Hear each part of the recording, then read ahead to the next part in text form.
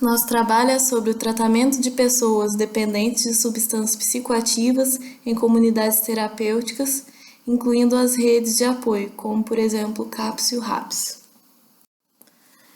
Sobre a rede de saúde para assistência a pessoas com dependência de álcool e drogas, começou a partir dos anos 70, onde antes eram feitos tratamentos apenas em hospitais psiquiátricos.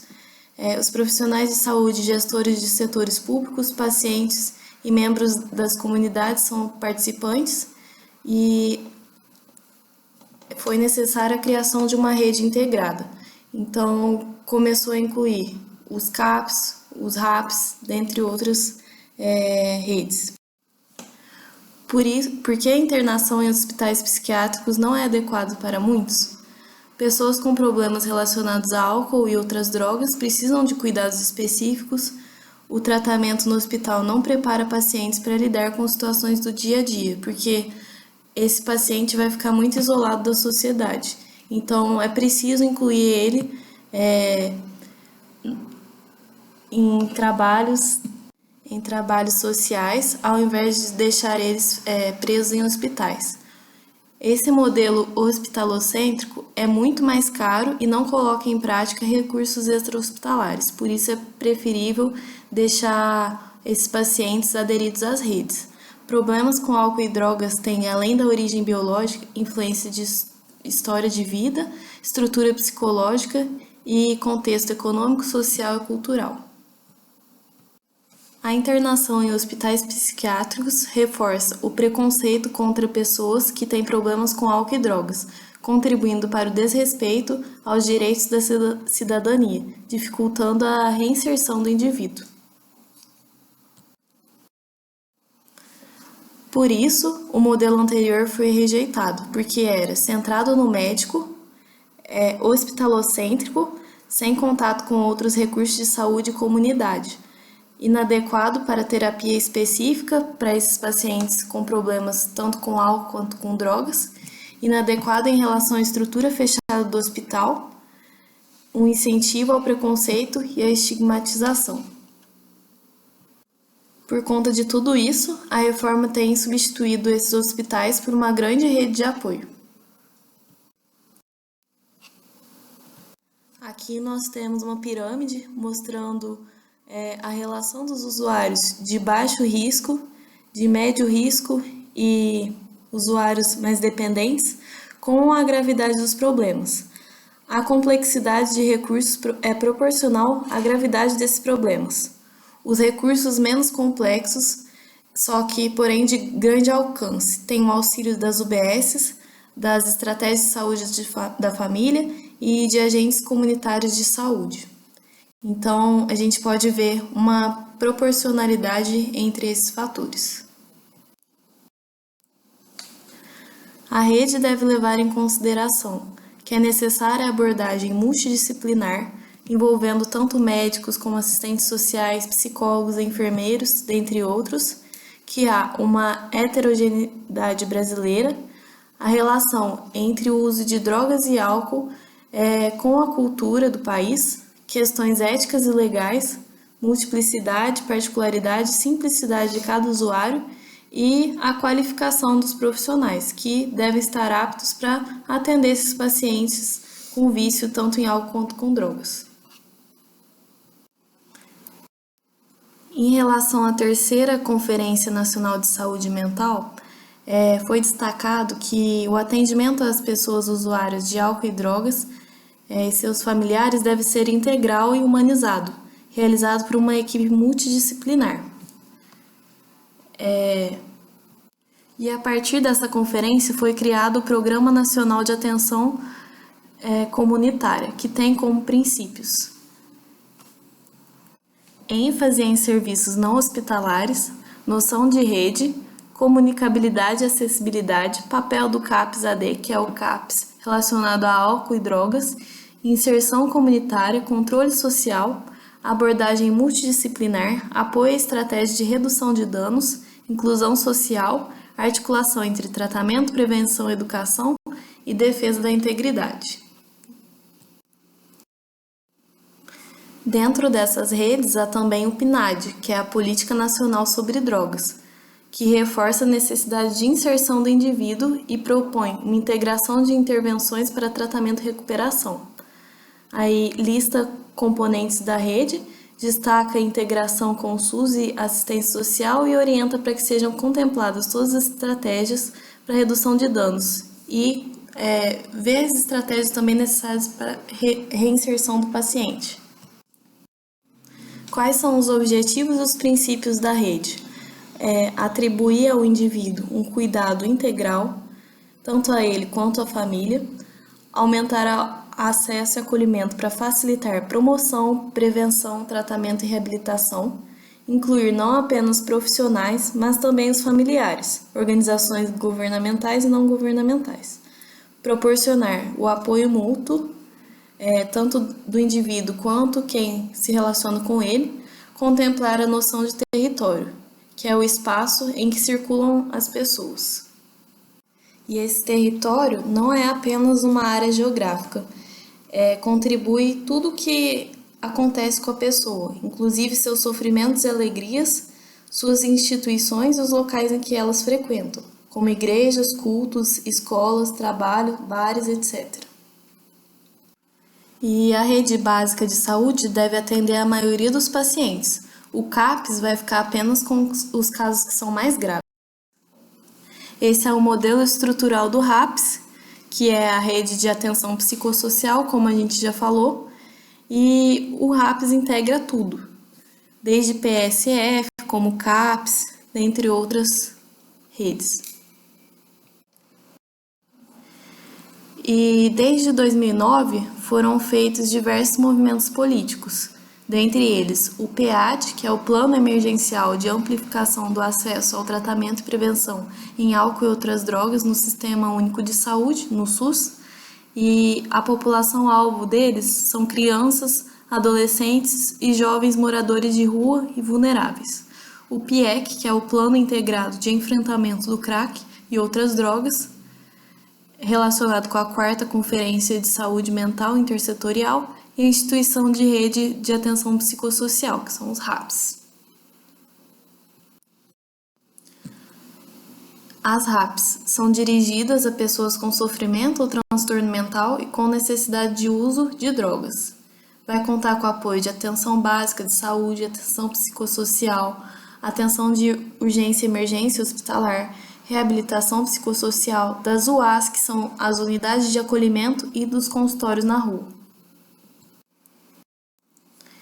E esses são os papéis dos CAPs, que têm que desenvolver um papel tanto terapêutico quanto comunitário, devem dispensar medicamentos, se possível, encaminhar e acompanhar pacientes que moram em residências terapêuticas, apoiar e dar retaguarda ao trabalho dos agentes comunitários de saúde e as ESF, é referência para pessoas com transtornos mentais, psicose, neurose grave e quadros que justifiquem necessidade de permanência em cuidado intensivo.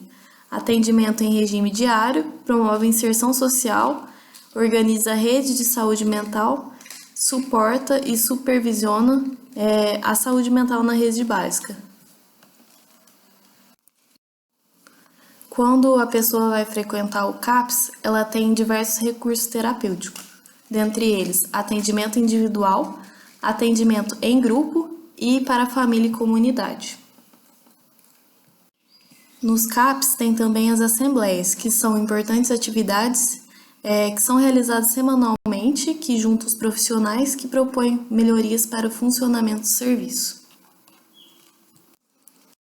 Aí nessa imagem tem os diversos tipos de CAPs. Tem CAPs 1, que são de populações de 20 mil a 70 mil habitantes, o CAPS 2, de 70 mil a 200 mil habitantes, CAPS 3, populações acima de 200 mil, CAPS I, para crianças e adolescentes, municípios com populações acima de 150 mil, e o CAPS AD, que é especializado em álcool e drogas, com população acima de 70 mil habitantes, e todos esses têm os horários de funcionamento específicos. O que são os CAPs AD?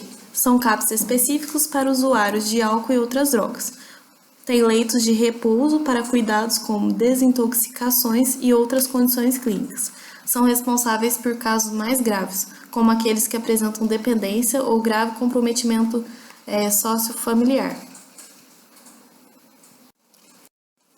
Sobre as unidades de acolhimento, elas oferecem atenção residencial de caráter transitório, são pontos de funcionamento de 24 horas, todos os dias.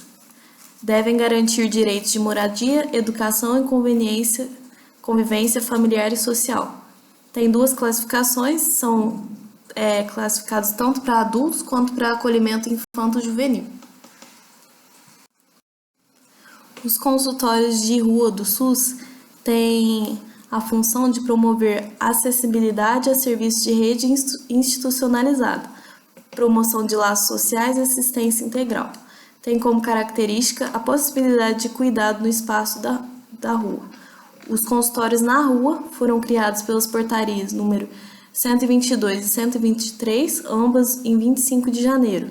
E elas visam uma integralidade maior do cuidado para com os indivíduos que são viciados, encontrando-se necessariamente vinculados ao UBS e atuam junto à população por 30 horas semanais.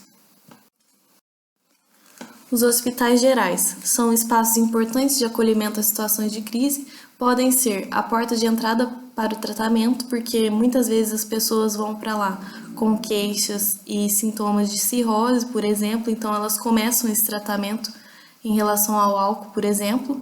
Em relação aos problemas com drogas, os leitos são usados, segundo o Ministério da Saúde, em situação mais grave, que não possam ser resolvidas no CAPS-AD. E tem também desafios na construção dessas redes, que incluem dificuldades locais para estruturação, ampliação e articulação da rede, necessidade de potencializar capacitação de profissionais, aperfeiçoamento da assistência, potencialização e articulação de políticas de saúde, trabalho, assistência social, educação, dentre outros. As comunidades terapêuticas de dependência química, elas foram criadas para dar uma resposta aos problemas de dependência de drogas, né? Então, elas possuem um ambiente que são livres dessas substâncias e o tratamento tem como paciente ser o principal protagonista de sua cura. Então, é um sistema estruturado, tem limites precisos, tem regras claras, através de normas também, e horários e responsabilidades, para que toda essa estrutura e o paciente se situe totalmente no tratamento. Então, a filosofia de tratamento, a comunidade terapeuta vai considerar o uso de drogas um sintoma do comprometimento daquele paciente que faz uso nocivo ou então ele é dependente. A cultura de recuperação ela é baseada na filosofia de uma linguagem da comunidade, de celebrações, regras, atividades e rituais que estão no cronograma da comunidade, para que o paciente tenha uma aprendizagem, além da aprendizagem ele se recupere bem.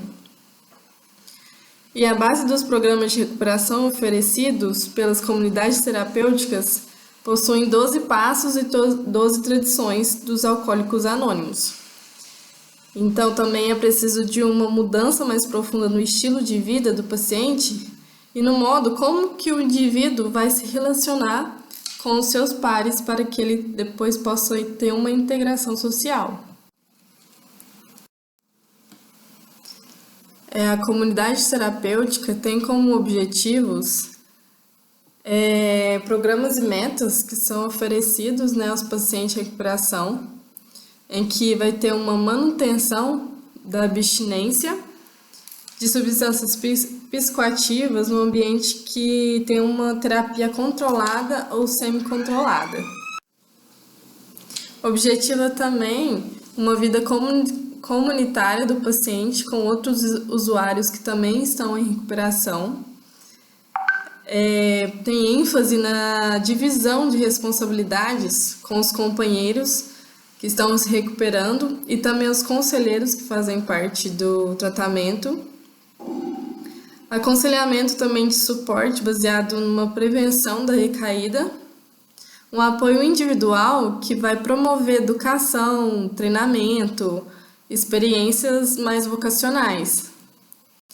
E a preocupação com condições da moradia, tipo um processo de reabilitação psicossocial do paciente. E um apoio e cuidado pós-alta.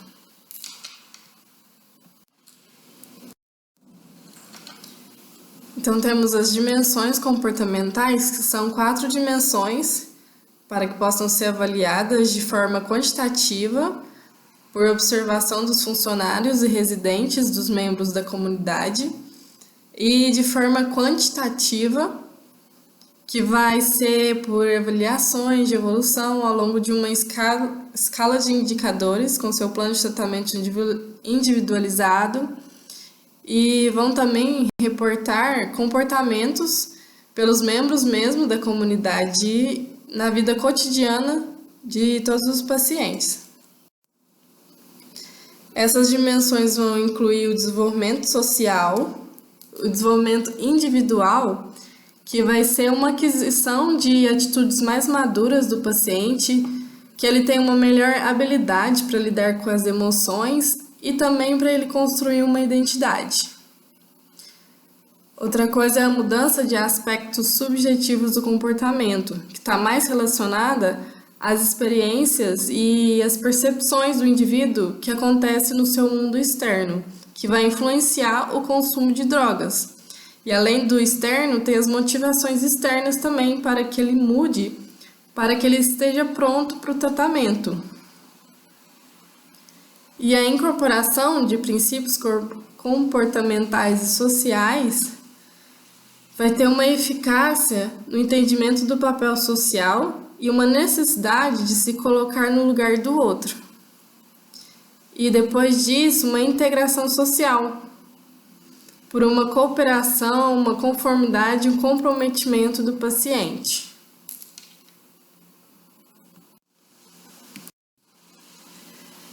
Então, essas dimensões comportamentais, de uma forma mais específica, a gente tem o desenvolvimento individual, na questão da maturidade, que o paciente vai lidar com desejos e impulsos com bom senso e ter mais moderação.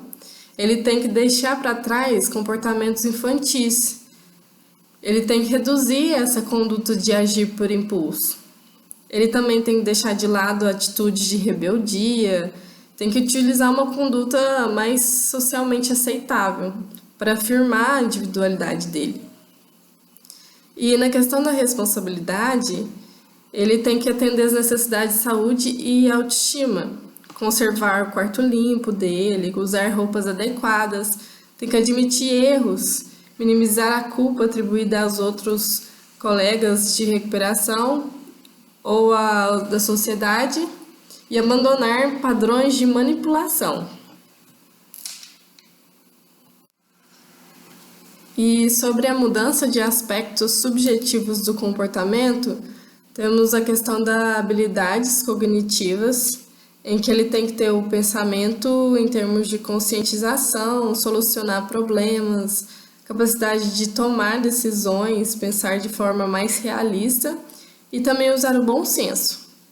E as habilidades emocionais, que é comunicação, administrar os seus estados de sentimentos, aprender como se identificar, administrar os seus estados afetivos, comunicar as suas emoções de forma mais transparente e incluir também uma tolerância maior.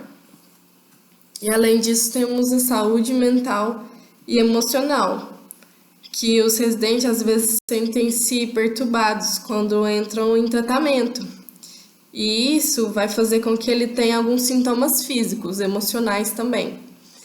E quando tem ausência desses sintomas, isso pode indicar uma melhora na saúde mental do paciente. Sobre a incorporação de princípios comportamentais sociais, especificamente no desvio social, o paciente está orientado mais para atitudes voltadas como se fosse um confronto em sua conduta. Valores e relações sociais podem mudar nesses aspectos e isso vai evidenciar um sinal de progresso. Com isso também temos a capacitação, que é o desenvolvimento de um indivíduo no que se refere às habilidades educacionais que ele tem, habilidades profissionais e ser socialmente efetivo em relação a uma conduta social e se ele tem habilidades com outras pessoas. E por último das dimensões tem a integração social, em que a agregação é um vínculo do indivíduo com a comunidade de companheiros. E um modelo de atuação é quando o membro individual é tipo um exemplo de alguém que atende a uma expectativa comportamentais de toda a comunidade. Então, concluindo, todas essas dimensões, domínios, são todos interligados, estão interrelacionados, que vão associar mudanças. E é importante compreender as diferenças individuais de cada um, porque as residentes não começam no mesmo lugar numa dimensão e nem vão progredir de maneira uniforme. Então, é importante a gente saber que cada um tem o seu modo de interagir.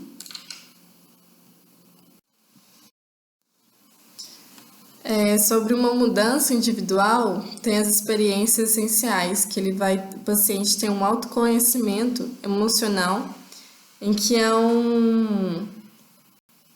uma moderação de dores físicas, dores psicológicas e sociais que ele vai experimentar na vida. Então, tem uma nutrição e amparo, que vai assegurar a provisão de necessidades básicas da manutenção do dia a dia dele, como refeições, moradia, roupas, até higiene, perfume, além de médicos, dentistas e outras coisas. E de segurança psicológica e segurança física. Tem o relacionamento social e atenção, em que está associada a uma identificação em que os comportamentos, sentimentos, experiências, eventos de vida vão ser percebidas de forma similar entre os próprios pacientes. E a empatia e compaixão são experiências que vão indicar o indivíduo emocionalmente tocado pelos sentimentos dos outros e que ele também pode superar características de autocentrismo. Isso vai meio que evitar um desconforto, vai fazer com que ele busque mais gratificação. E sobre o vínculo, eles vão constituir um aspecto mais especial de seus problemas com relacionamentos com toda a comunidade.